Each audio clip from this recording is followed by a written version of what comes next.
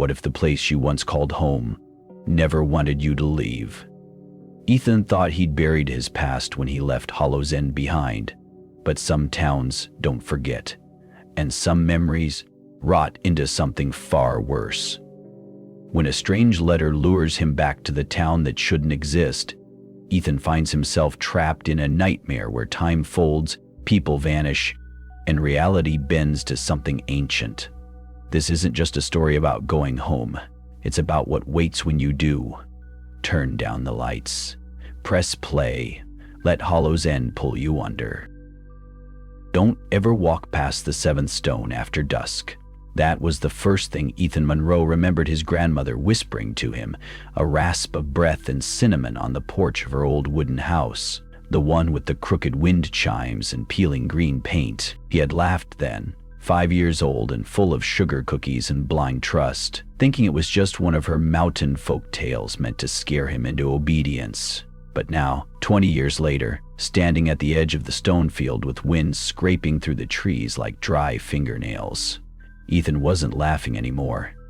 He had forgotten how dark Windcross could get. There were no streetlights this far out, just the moon, pale and reluctant behind low-hanging clouds, and the faint glint of quartz veins threading through each of the 7 upright stones arranged in a half circle in the field.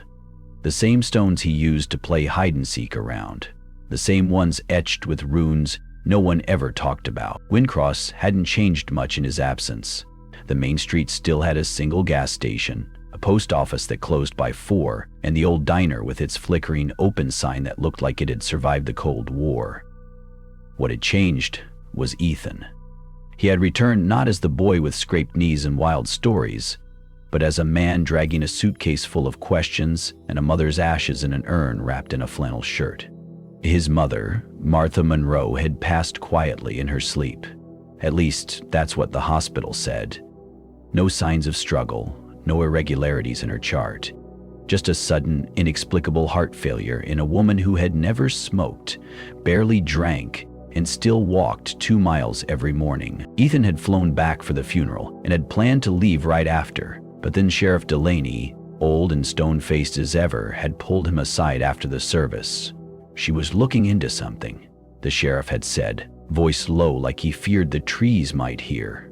Something about your family, your grandmother, about this land. He had pressed a small leather-bound notebook into Ethan's palm. I don't know what it means, but if you want answers, start here. Ethan hadn't opened it, not until now. The wind cut sharper as he stepped onto the field, dry leaves hissing across the dead grass. The 7th stone, taller than the others, blackened with moss, stood furthest from the house, like a sentinel or a warning. He remembered how his grandmother used to leave offerings near it, small things, apple slices, folded paper dolls, a rusted key once. He unzipped his coat and pulled the notebook from inside. Its cover was cracked, the corners rounded from years of handling. Inside, the pages were filled with his mother's handwriting, tight, deliberate, slightly slanted. The first entry was dated 2 months before she died. Saw the girl again. Same dress, same eyes, always standing just beyond the 7th stone. I think she's trying to tell me something. Ethan's breath caught. He flipped the page. There were drawings, charcoal rubbings of the stones, sketches of symbols, frantic notes in red ink circling phrases like sigil alignment and blood heir. He didn't recognize most of the symbols, but one of them, an eye surrounded by jagged lines, felt familiar. He couldn't say why. A branch snapped behind him. Ethan spun around, but the field was empty, just wind and weeds. But the air felt thicker suddenly, like the land was holding its breath. He turned back toward the stone and noticed something he hadn't before, a small bundle nestled at its base, wrapped in burlap and tied with a string. Kneeling, he reached out and unwrapped it slowly. Inside was a collection of odd items, a silver thimble, a cracked porcelain tooth, a dried flower pressed between wax paper, and a photo, aged and sepia-toned. The image was of a young girl, maybe 7, standing barefoot in the stone field.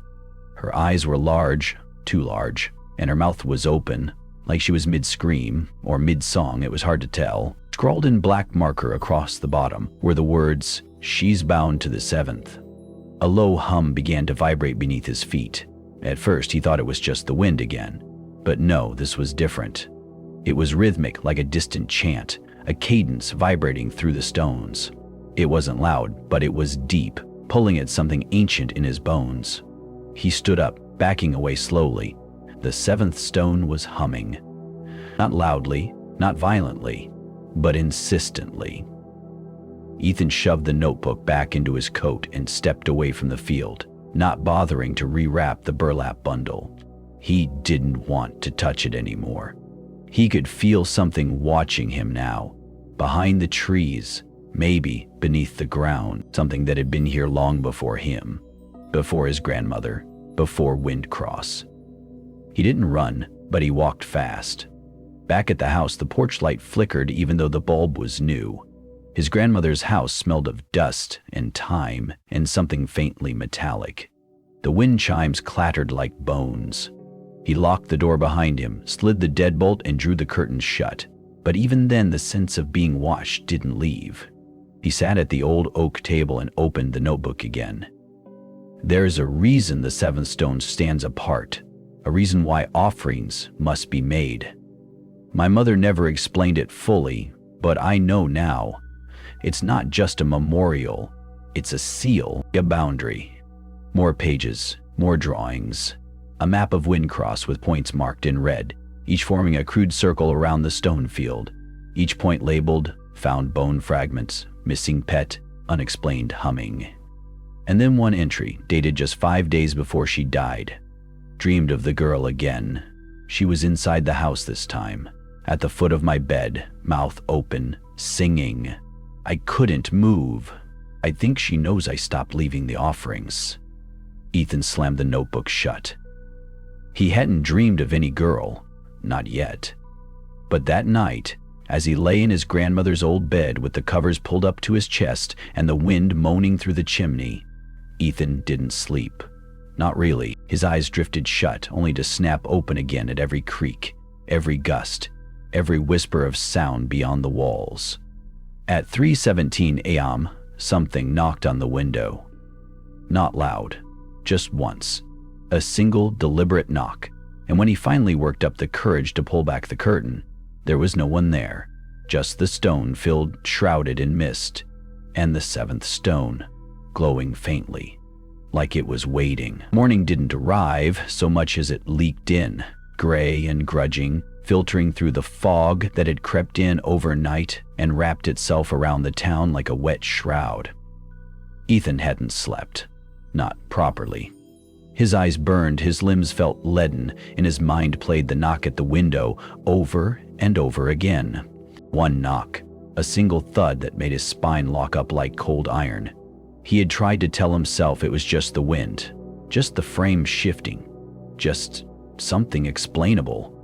But something in his gut refused to accept the lie. The 7th stone had glowed. He had seen it. Ethan sat at the kitchen table nursing a lukewarm cup of coffee from the rusted percolator his grandmother had used since before he was born. The notebook lay open in front of him, pages weighted down with a chipped mug. He flipped back to the page where his mother had written about the girl in the house. He had thought it was metaphor, symbolism, but now he wasn't sure. He ran his fingers through his hair and stared out the window. The fog was still thick, muffling the world outside. The stone field was obscured, barely a blur behind the veil. He should have left already, packed the urn, driven back to the airport, put all this behind him. But the pull was stronger than the fear. There were too many questions, too many things that didn't add up, and he needed answers. By mid-morning, he was back at the town library, what passed for one at least, a squat brick building that smelled of must and old carpet, manned by the same librarian who had scolded him for noise 2 decades ago, Miss Addie Holcomb. She recognized him the moment he stepped in. "Ethan Monroe," she said, peering over wire-frame glasses. "I thought you'd never come back." "I wasn't planning to," he said honestly. "I need to look at old land records, anything about the Monroe property or the Stonefield." She stiffened slightly, her hands hovering over the keyboard. That land's not in the public record. It was deeded under sealed charter when Windcross was still part of Boone County.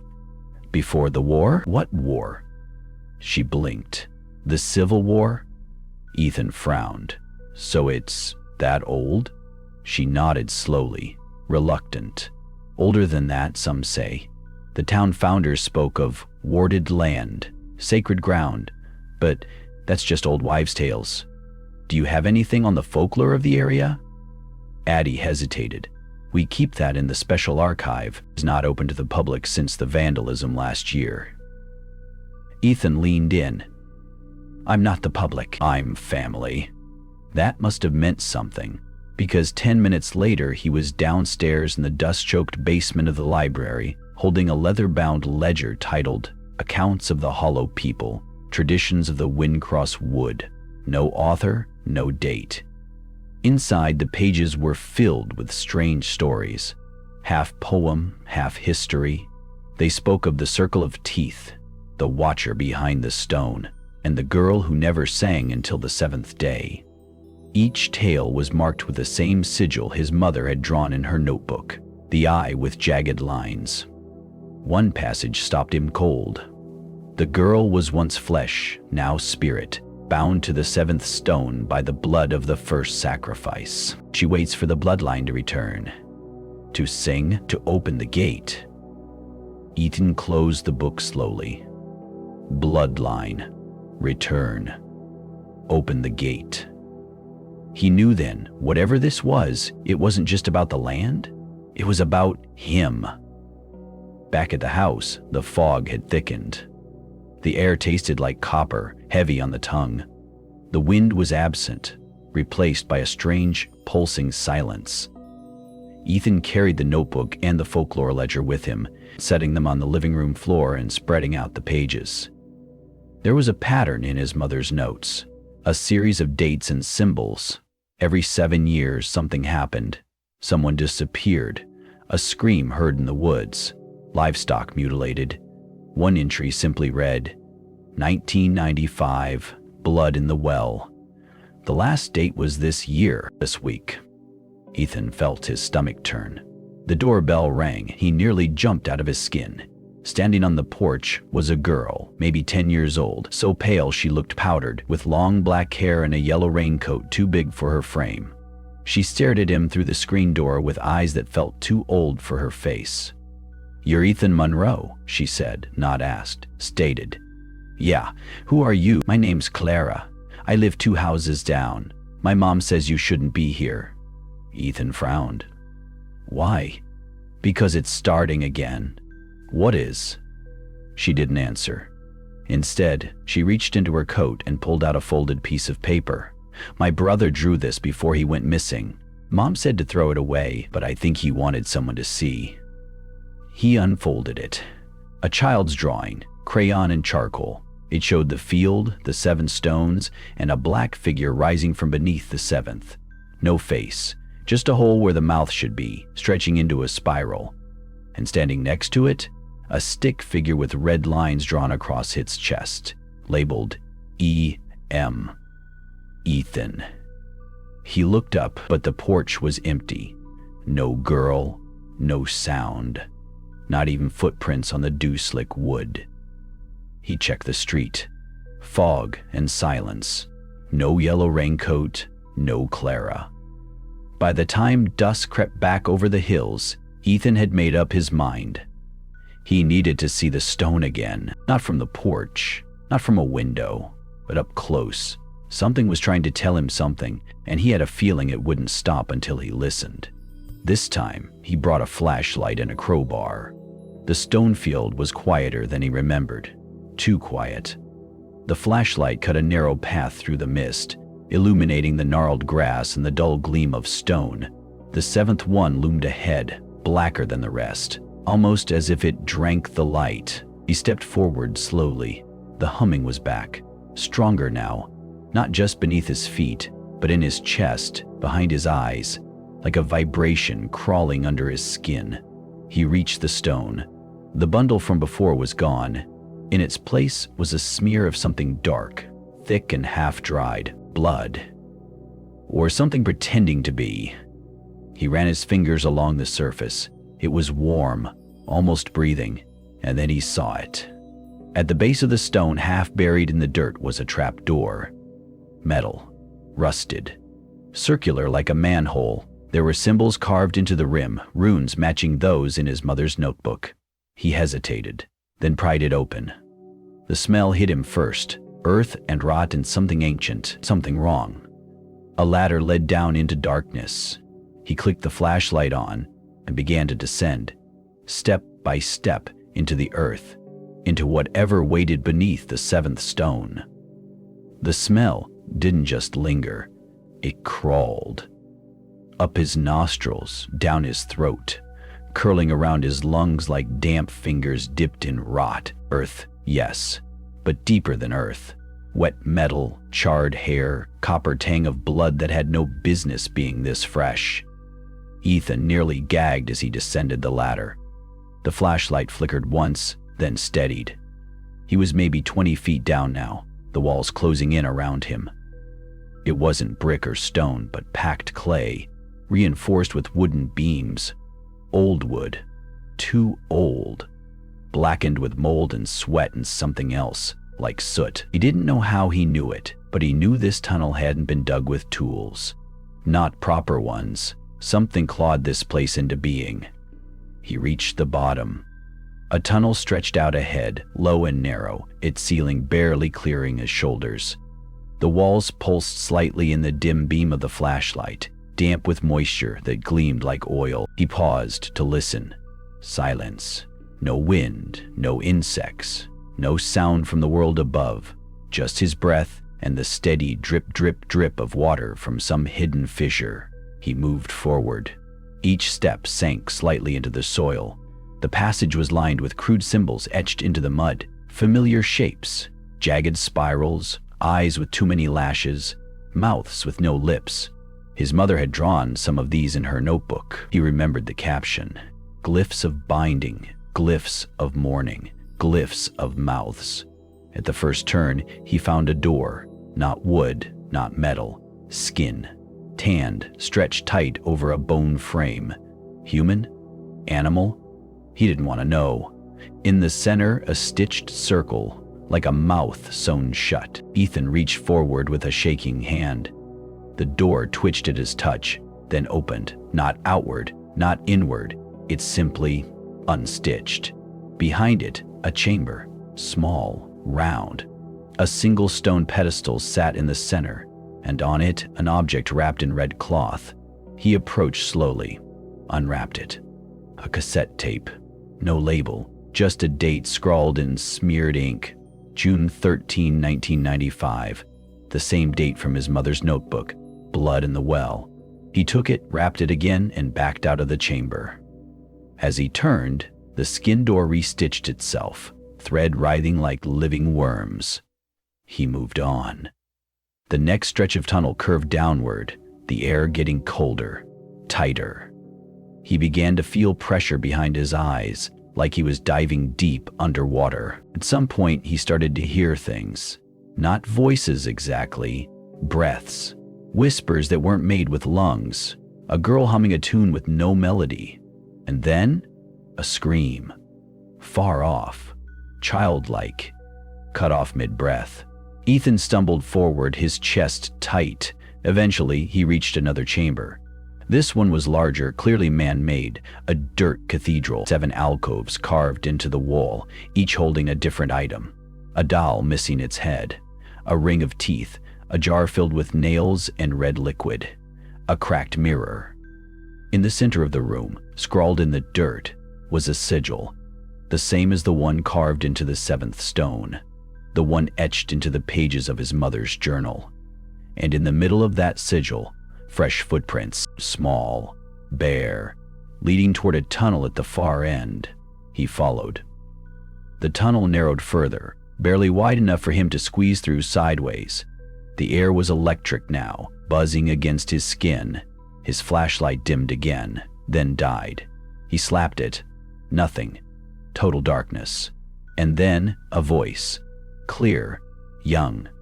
"You shouldn't be here." He froze. "Who's there?" His voice cracked in the silence. "You opened the gate?" the voice said. "You woke it up." "Clara?" Silence. And then laughter. Not cruel, not mocking, just wrong.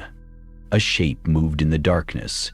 He felt it pass close by, cold air rushing across his neck and the faintest brush of fingers against his cheek. He turned sharply, heart hammering. Suddenly the flashlight flicked back on.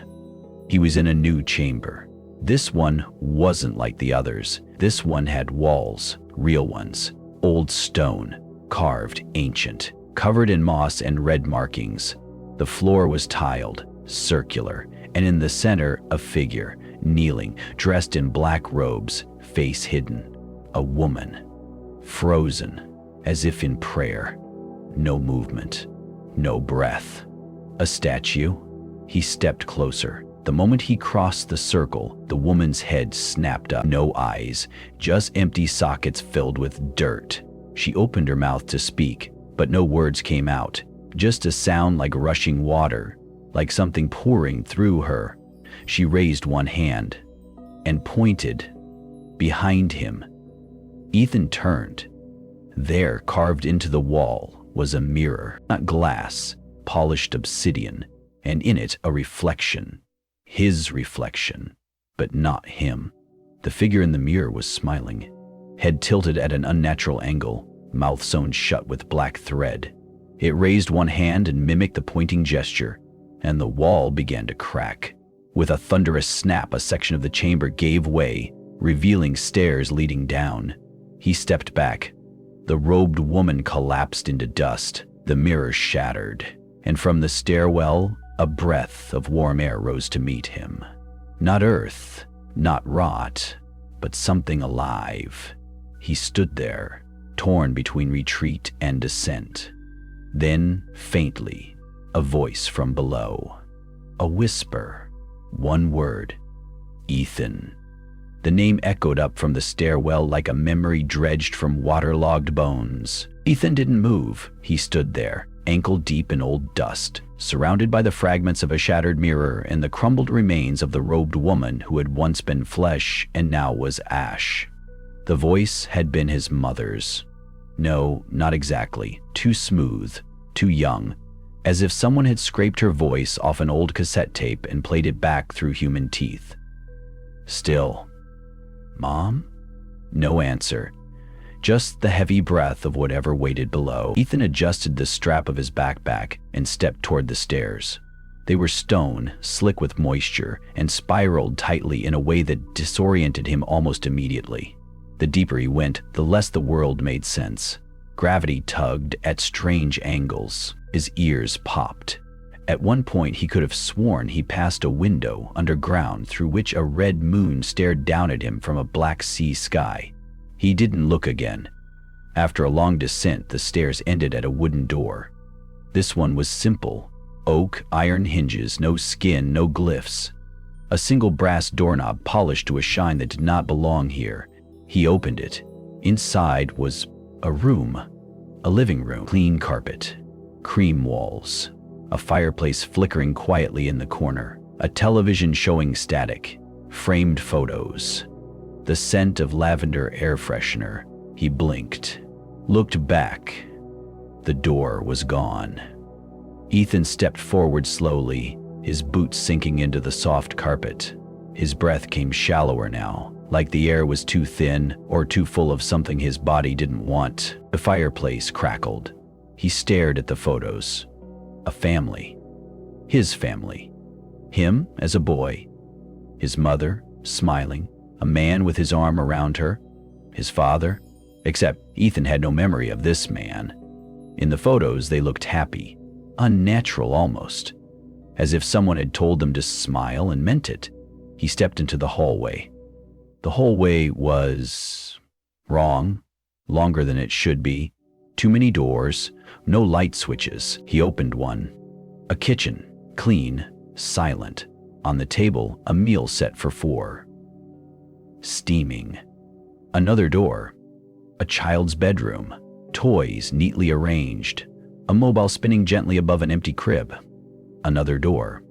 A study. Bookshelves lined with identical books, all the spines blank. And in the center of the desk, a second tape recorder.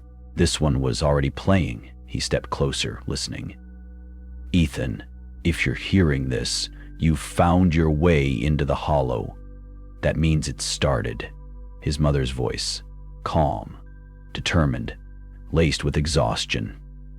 There's no easy way to say this. We're not who we thought we were. The blood in us, it's not just human. It remembers. It calls. Ethan's heart pounded. You've probably seen the signs, heard the breathing, smelled the earth. It means the hollow's waking up, and it wants to finish what it started with me.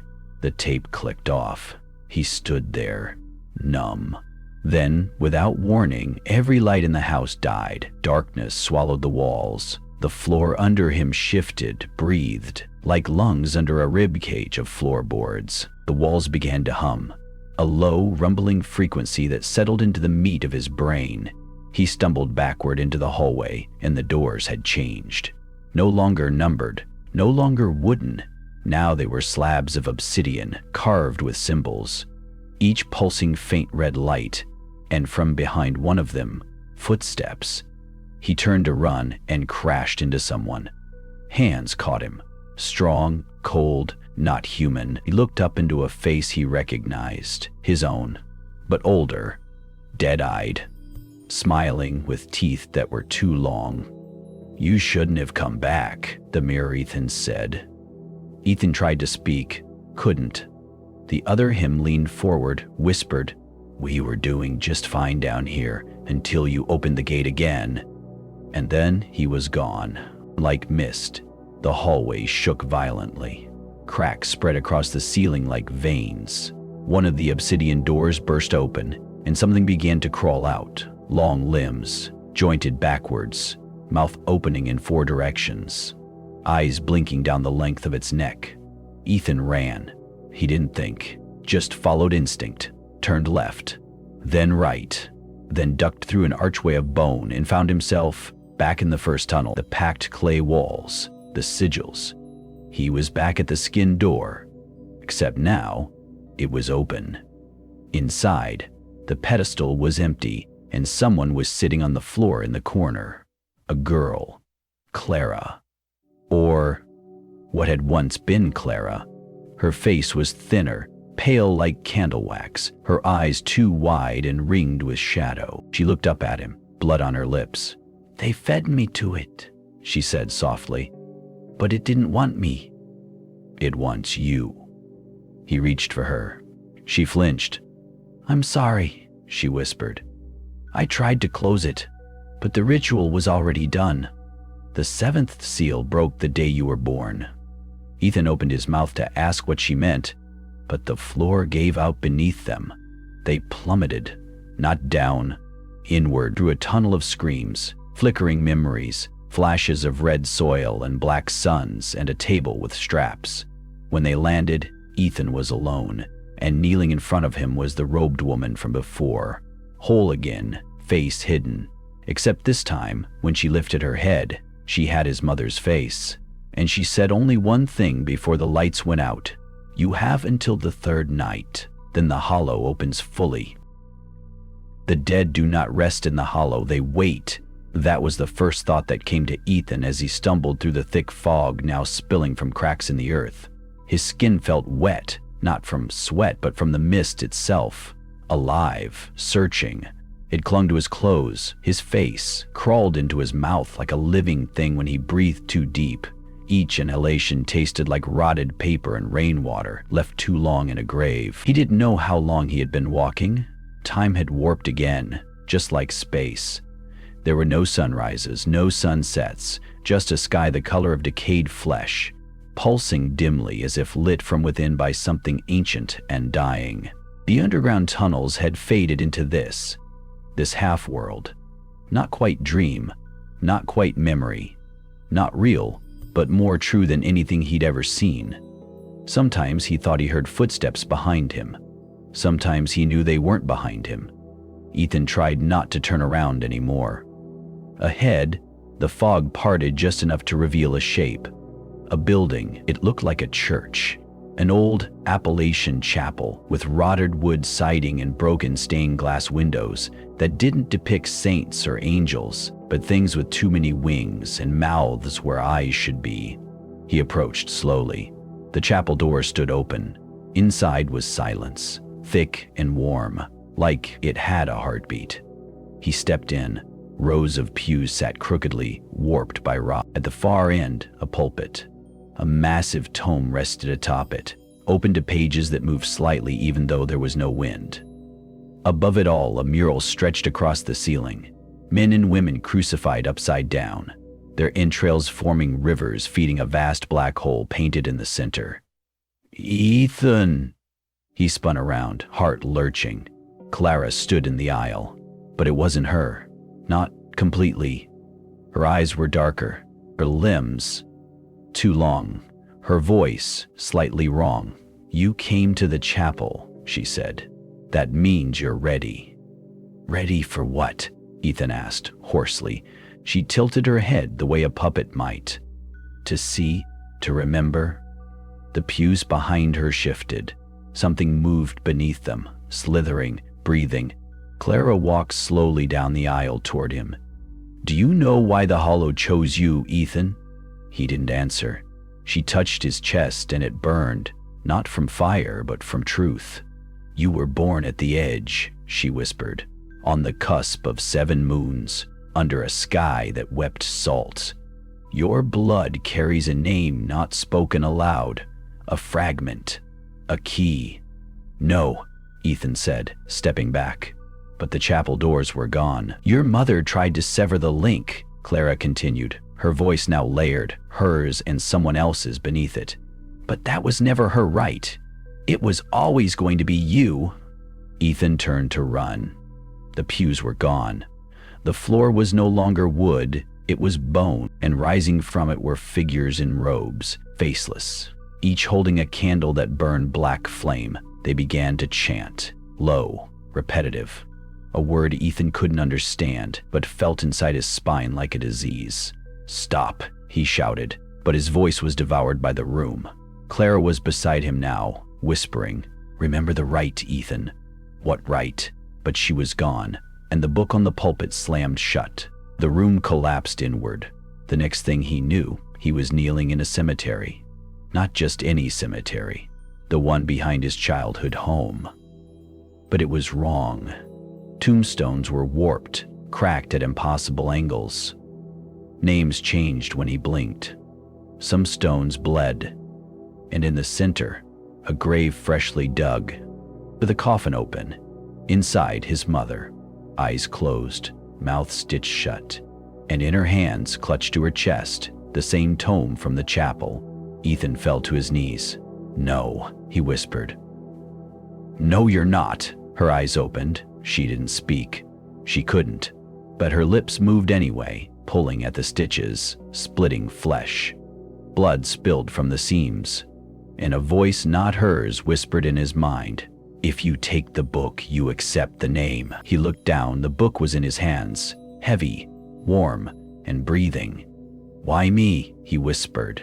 The grave whispered back, "Because you asked." The tome pulsed like a heart in Ethan's hands. He knelt before the open grave, breath shallow, hands trembling as the thing that was his mother stared up at him with dead, unblinking eyes. Her lips were torn open now, ragged and red, but she did not scream. Instead, she mouthed words silently, words Ethan somehow understood, though he had never heard them before. "Name yourself or be named." The sky above the grave turned dark, not with clouds but with wings, hundreds of them, silent, paper thin, drifting in a spiral formation like falling ash. Some looked like moths. Some looked like teeth. The tome's cover shifted beneath his fingertips, revealing carvings that hadn't been there before. Spirals, circles inside circles, and a symbol that looked like a man hanging upside down, arms spread wide, surrounded by eyes. Ethan's mind screamed for him to let go, But something deeper whispered, "Hold on. Hold it until it remembers you." He stood, legs unsteady, and turned. The cemetery was gone. He stood now in a hallway, long, dimly lit with wallpaper the color of old milk. Doors lined either side, each identical, each humming softly like a beehive. There were no windows. Only a single bulb overhead flickering weakly as he stepped forward. The tome led him. Not literally, but it pulled at his hands, tugging slightly to the left, then right, as if responding to the path he should take. Ethan passed door after door, each marked with strange symbols. A bleeding eye, a cracked mirror, a coiled serpent devouring itself. When he reached the 12th door, the humming stopped. Silence, thick and electric. He pushed it open. Beyond was a room that resembled a child's bedroom. The air smelled of cedar and old crayons. A mobile spun lazily above a crib in the corner, the figures hanging from it grotesque, tiny human faces sewn onto the bodies of owls. In the crib, something stirred. He stepped closer, dread building in his gut. Inside lay a child, no older than a year, pale, with hair dark like oil slick. Its eyes opened, and Ethan nearly dropped the book. Because the child had his fate, not as he was now, but as a baby. Him. "What the hell?" he whispered. The child smiled. Then its mouth stretched far too wide, revealing a second set of teeth, not human, but needle-like and translucent. It sat up slowly, bones cracking with the motion, and from its throat came a voice. A woman's voice. Soft, familiar. "You were offered the book once before, Ethan." His vision flickered. Images surged forward. His mother, pregnant, sitting in a circle of salt. A man standing beside her with a bone mask. The book resting on a pedestal carved from ribs. She had refused it. But the contract had already begun. "You were supposed to die that night," the voice said through the child. "But your mother broke the circle." The child stood in the crib, now full-grown in moments, a mirror of Ethan himself, naked, skin carved with ancient sigils. "Now the debt returns," the doppelganger whispered, stepping out of the crib. "The hollow remembers." Ethan stumbled back, heart pounding. "You're not real," he spat. The double cocked his head. "Neither are you, not entirely. Not since the name was whispered into your bones." It lunged. Ethan raised the book instinctively, and the world shattered. He fell, through space, through memory, through himself. When he landed, it was on water, or something like water, thick, black, rippling with oily veins of gold. He stood in the center of a massive lake, surrounded by statues. Each statue was of him, at different ages, in different poses. One wept blood. One laughed with its mouth sewn shut. One pointed toward the sky, mouth open in silent scream.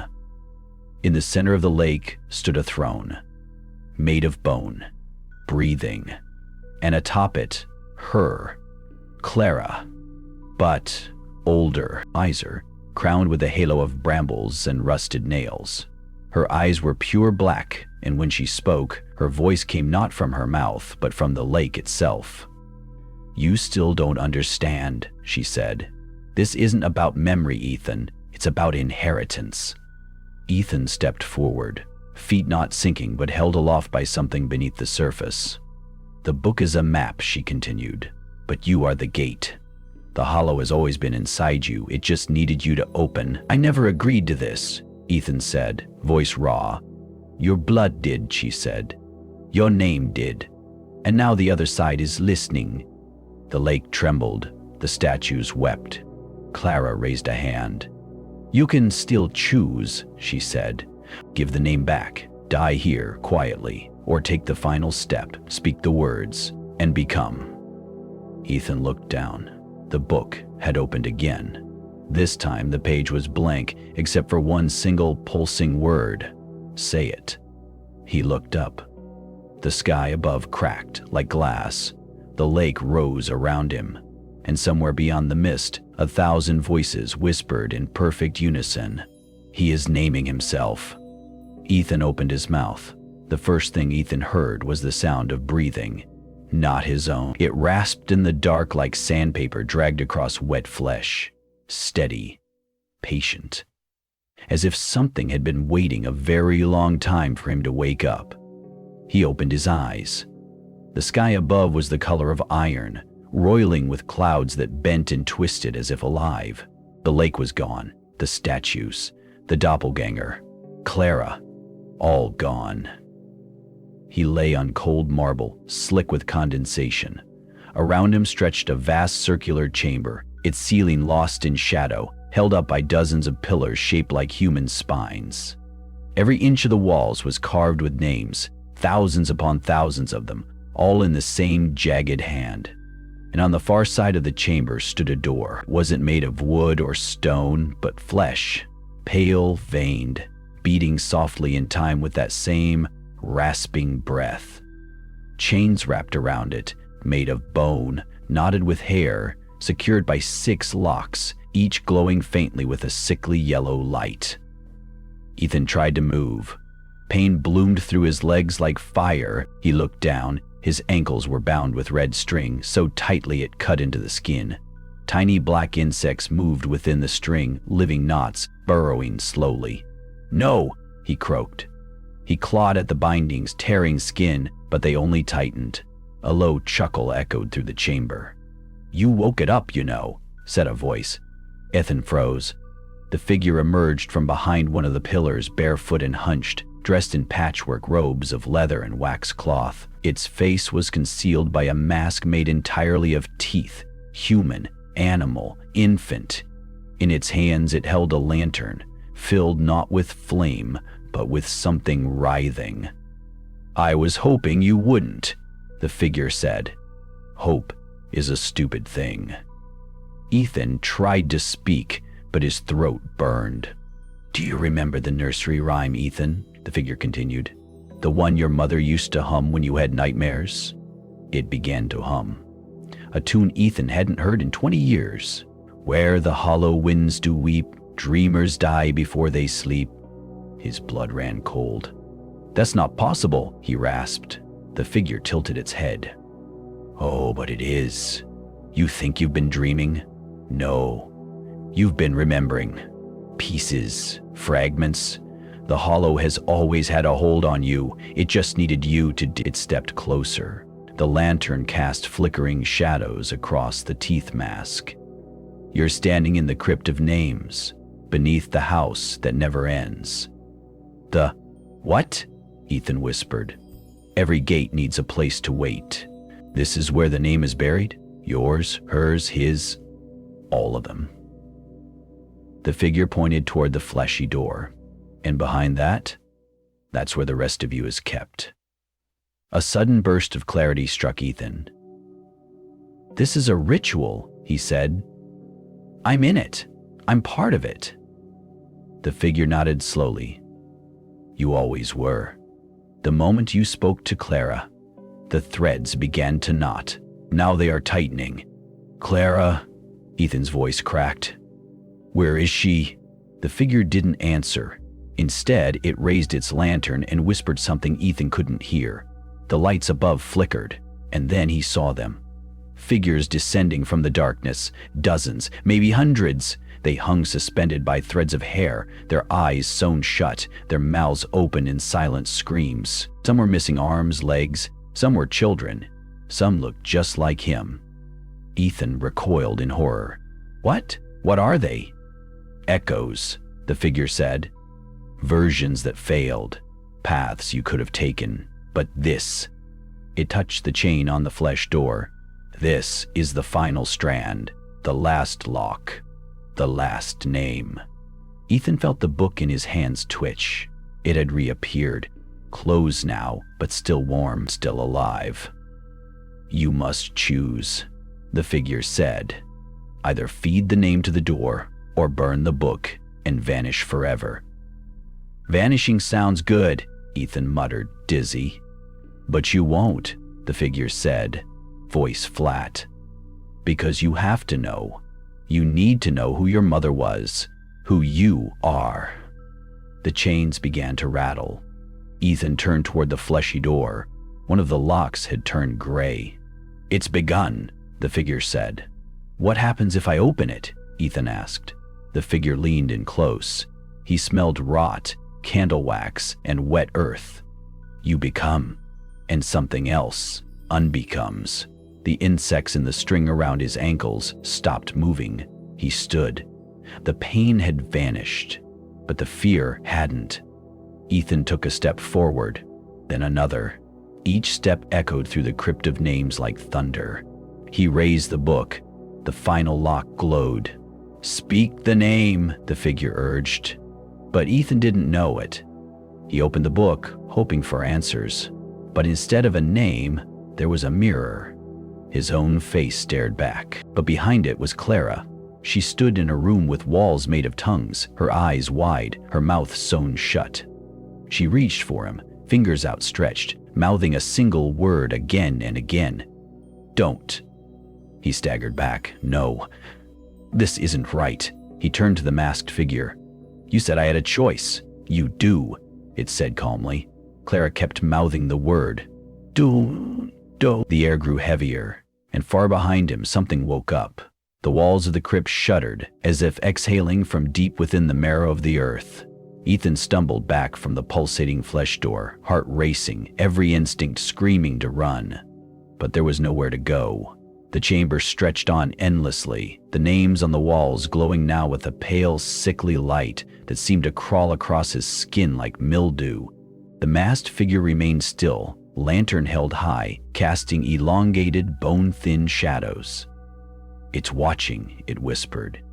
"What is?" Ethan asked, clutching the book to his chest. "The hollow, the one you stirred. It doesn't see like we do. It remembers us. Through blood, through pain." Ethan's hands trembled. The image of Clara in the mirror was still burned into his vision. Her stitched mouth, the terror in her eye. Her plea had been clear. "Don't." But he couldn't stop now. Not when the door was nearly open. Not when the name, the truth, was within reach. He took another step forward. The book vibrated violently in his grip, its pages fluttering despite the stagnant air. It opened on its own to a page that had been blank before. Ink bled upward, forming a single line of text.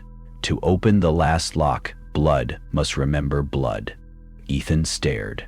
"What does that mean?" he asked, but the figure didn't answer. It had lowered the lantern, now kneeling before a twisted shrine at the edge of the chamber. Bones and feathers arranged in a spiral around a cracked porcelain mask. The teeth of the mask were sharp and uneven, and something about it filled Ethan with nausea. He turned back to the door. Blood must remember blood. Clara's image flickered in the mirror again. This time she wasn't mouthing words. She was screaming.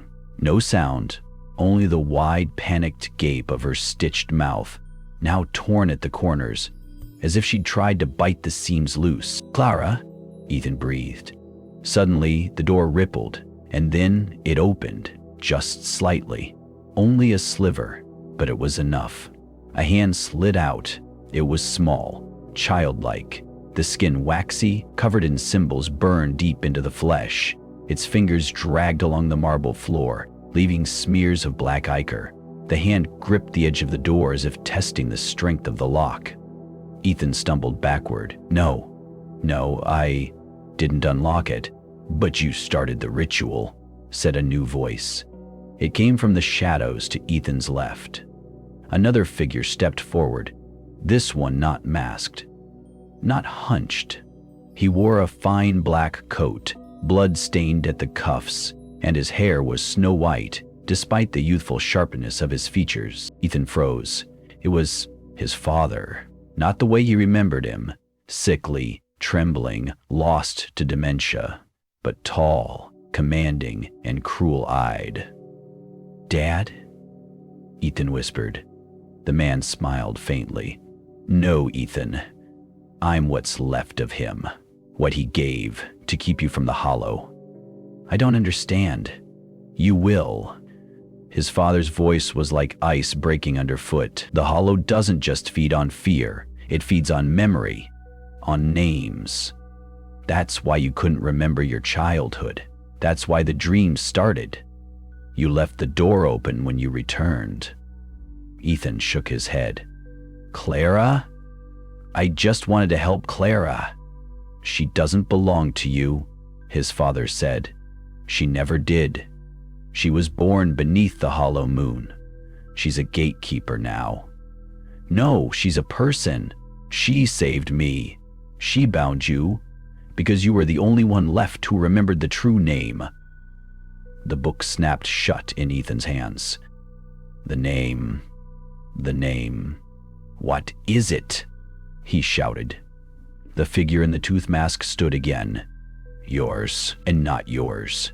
Ethan looked down at the red string still wrapped around his ankles. It had begun to uncoil on its own, leaving small cuts that bled sluggishly. A single drop hit the marble floor and vanished, absorbed. The names on the walls flickered. "You asked what blood must remember blood means," said the masked one.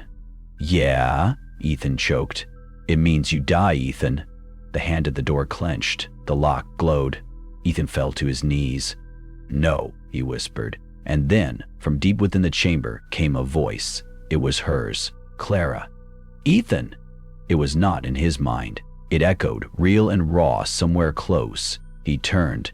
A thin crack had opened in the far wall, and through it, light poured in, a cold moonlit glow that lit up the chamber like a wound torn through time. Ethan ran. He dropped a book, abandoned the door. The masked figure called after him, but the sound was lost in the rising howl from behind. The thing beyond the flesh door screaming now, furious at being denied. He squeezed through the crack and stumbled into a new hallway. This one was different. White tile, fluorescent lights that buzzed with static. The air smelled of antiseptic. A hospital. He looked down. His clothes were clean, his feet bare, the blood gone. "Ethan," whispered Clara again. She was ahead, walking slowly toward a large set of double doors at the end of the corridor, her back to him. No stitches, no blood, just Clara. "Wait," he called. She didn't turn. The lights behind him began to go out, one by one. He ran, reached the doors, pushed them open, and stepped into the nursery. Not any nursery. His. The one from the photographs, from the dreams.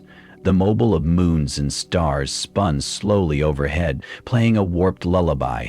And in the center of the room, sitting in a wooden chair, was the old woman. She turned to him and he gasped. She had Clara's eyes, but his mother's smile. "Welcome home, Ethan," she said.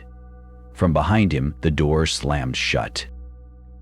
It smelled like lavender and rot. That was the first thing Ethan noticed when the door slammed shut behind him. The nursery was a perfect reconstruction of his own from decades ago, every detail meticulously preserved, down to the crooked corner of the wallpaper with little crescent moons. But beneath the nostalgic veneer, something pulsed. Something watched. He took a slow step forward, the wood floor creaking beneath his weight like old bones shifting. The woman in the chair, his mother or something wearing her smile, sat motionless, her hands folded neatly in her lap, eyes trained on him with unnatural calm. Clara's eyes, but not Clara's warmth.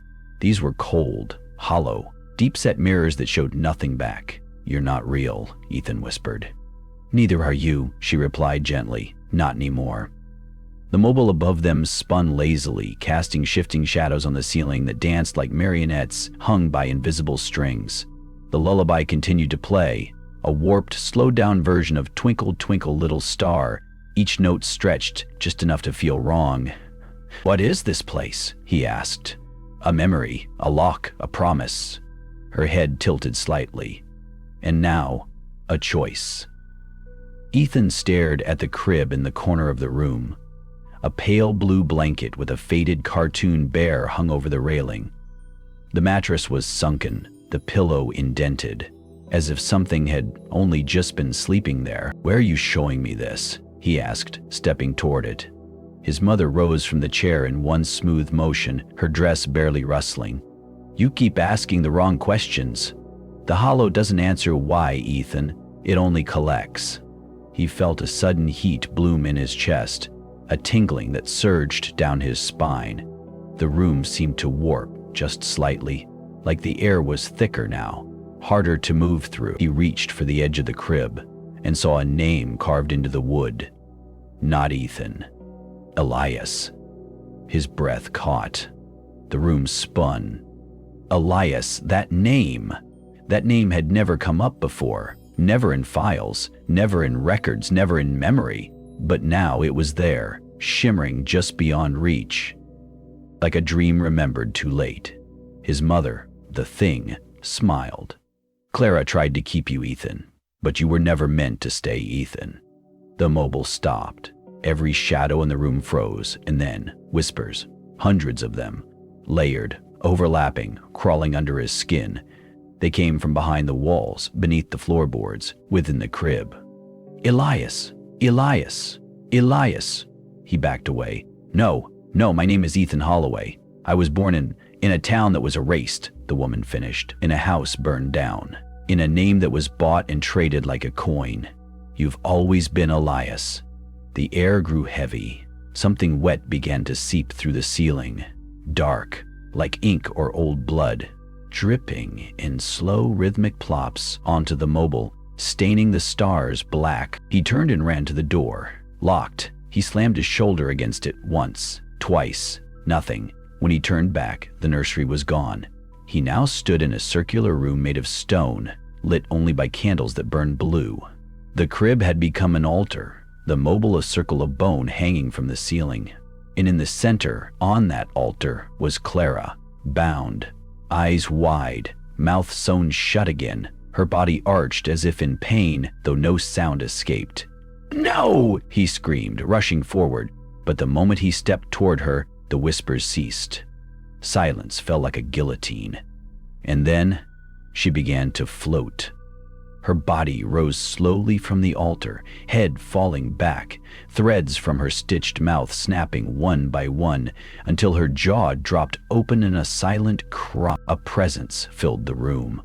Something that didn't move, didn't speak, didn't breathe, but watched. From nowhere and everywhere. Ethan collapsed to his knees. I don't understand, he shouted. And then a hand touched his shoulder. He turned.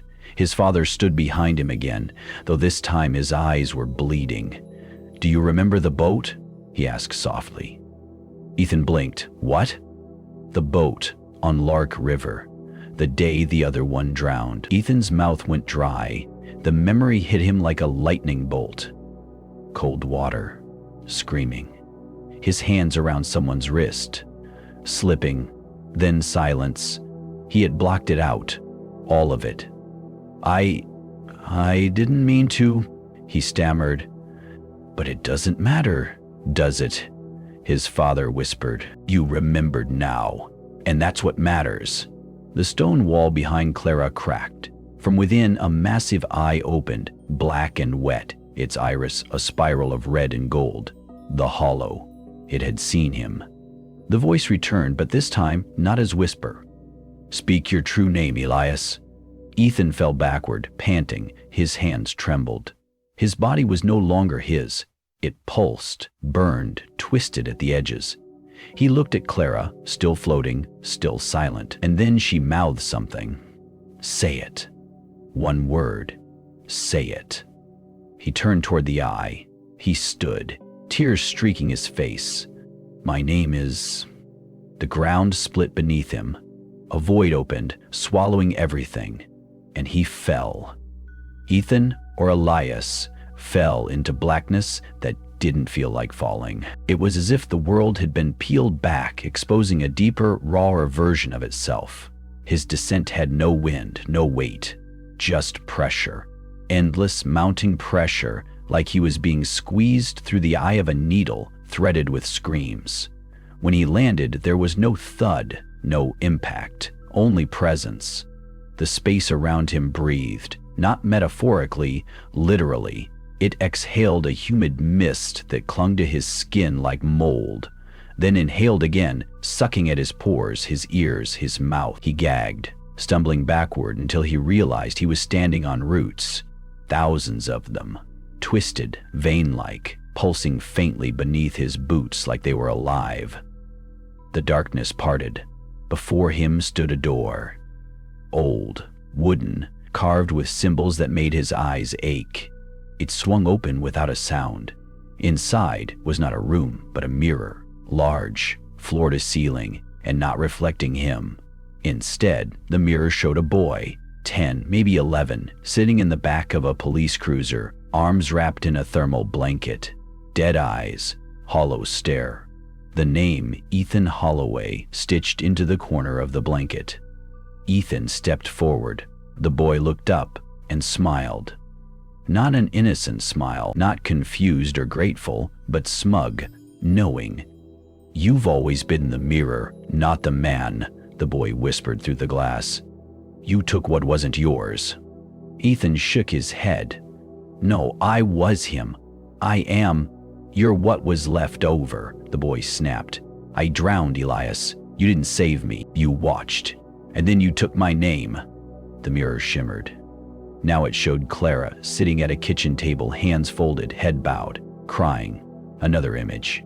Ethan as a teenager, grinning wide at a birthday cake.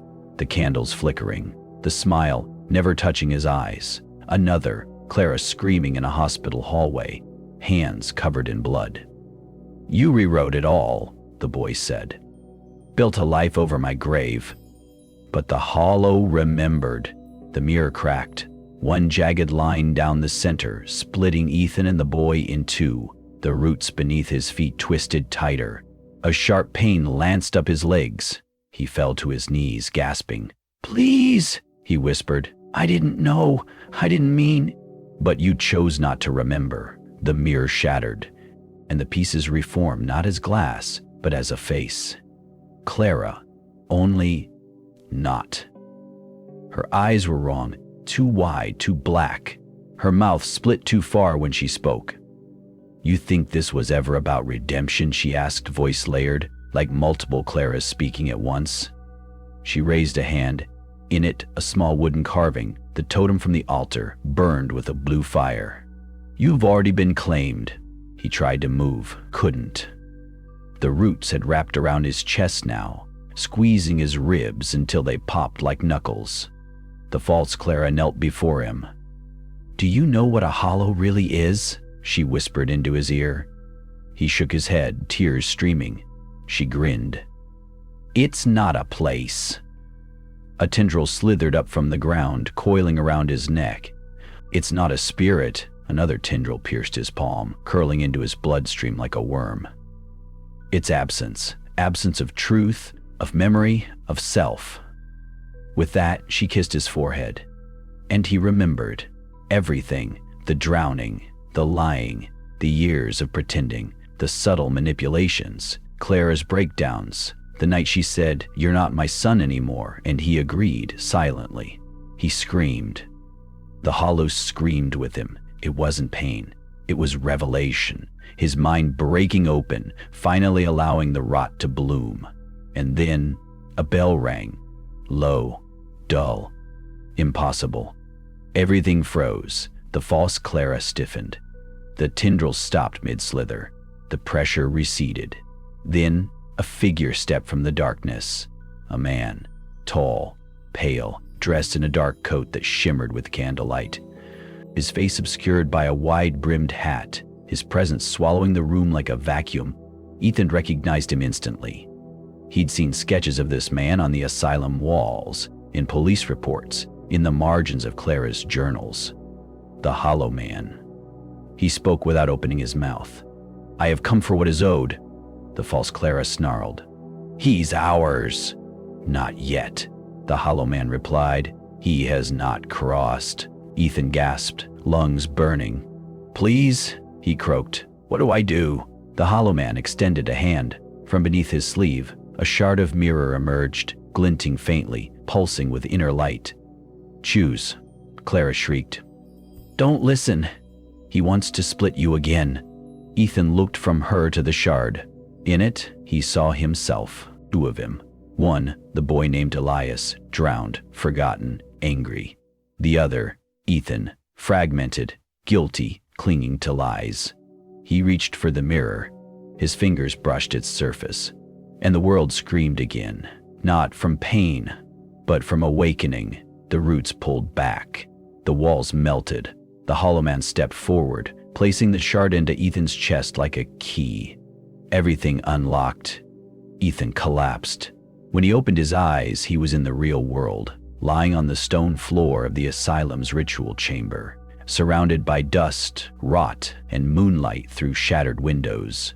Clara's body lay nearby, still, lifeless, but her hand gripped his. He didn't understand. And then, movement. From the far corner of the room, a small figure stepped out, a child, soaked, dripping, barefoot. He looked up, identical face. The boy from the mirror, but smiling now. Not smug, free. "Thank you," the boy whispered. Ethan tried to speak, but the child had already turned to leave, stepping into the shadows. Gone. Ethan sat there, shaking, breath shallow. Had he done it? Had he freed Elias? Had he doomed himself? A cold wind rushed in through the broken window, extinguishing every candle in the room. The candles went out with Ethan. Then, a voice. Soft, distant, but unmistakable. "You chose wrong. It should have ended with the dawn."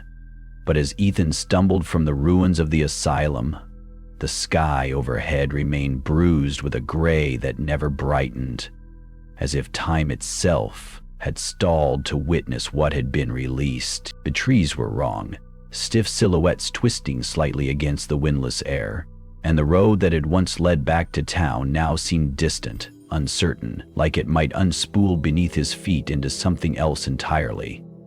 His clothes were torn.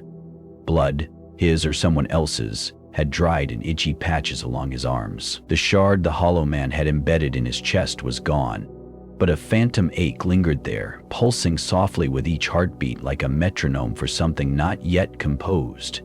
He kept walking. The path wound past burnt trees and crumbling fences, the bones of the old world left behind by families who had once lived near the asylum's shadow. Some part of Ethan knew he was retracing his steps, back toward Hollow's End, back toward the town that had given him a name and taken his past. But nothing looked familiar anymore. He turned a bend and saw the welcome sign, only now it read, "Welcome back, Elias." His breath hitched. He blinked. The letters shifted. "Welcome to Hollow's End," like the town itself wasn't sure which version of him had returned. He pushed on, heart thudding. It was morning, supposedly. There should be people, noise, smoke from chimneys, a dog barking.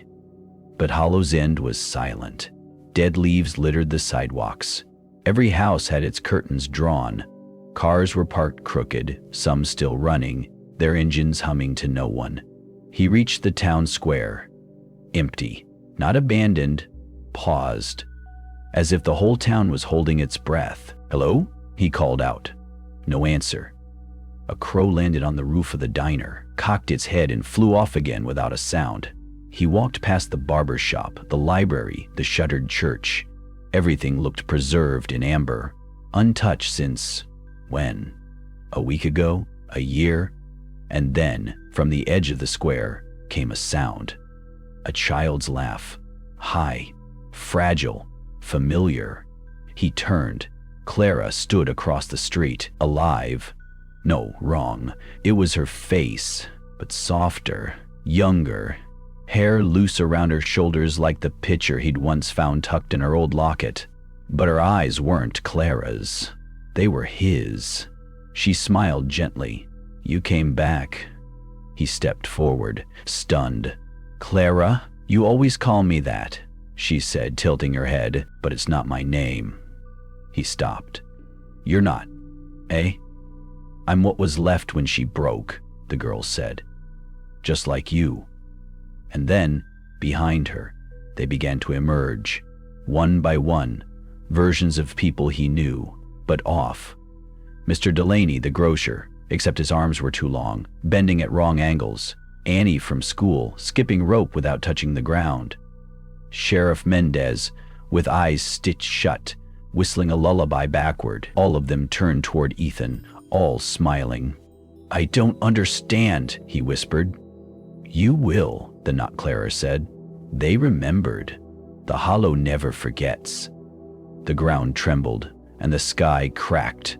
A jagged seam of light tore across the clouds, bleeding a blacker black, something impossible, something that moved like oil and lightning mixed. A roar followed, distant but growing, like something immense was waking beneath the town's crust. The people began to chant, low, monotonous, in a language that scraped the back of his skull like broken glass. Elias Holloway, the Not Clara intoned. "You wear the name, now wear the guilt." He stumbled back, heart slamming, and turned to run, but the roads were gone. The town had shifted, rebuilt itself behind him. Storefronts stretched too tall, windows blinked like eyes, doorways breathed like mouths waiting to open. He bolted into the woods instead. Trees crowded close, their trunks slick with something dark. The air was thicker here, charged. The forest didn't feel like a refuge, it felt like a trial. Somewhere deeper in, he found a clearing, and in the center, a mirror. Not broken, not warped, just clean. Waiting, his reflection stared back, then blinked, independent of him. It stepped forward, and Ethan finally saw the third self. Not Elias, not Ethan, but the hollow thing that had survived in between, the observer, the liar, the manipulator, the boy who had wanted his brother to drown. "You know me?" it said. He nodded.